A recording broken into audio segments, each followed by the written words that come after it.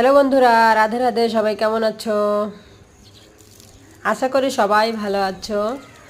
সূর্য দেবতাকে জল দিয়ে, তুলসী মাতাকে জল দিয়ে সকালের কাজটা সম্পূর্ণ করছি। সকালটা খুবই সুন্দর, অনেক সুন্দর, অনেক ভোরে উঠেছি আজকে। প্রায় 5টারও আগে উঠেছি আজকে।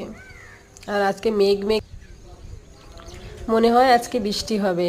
মৌসুমটা খুবই সুন্দর। সকালে উঠে যখন পুজো করি তখন মনটা খুবই ভালো হয়ে যায়।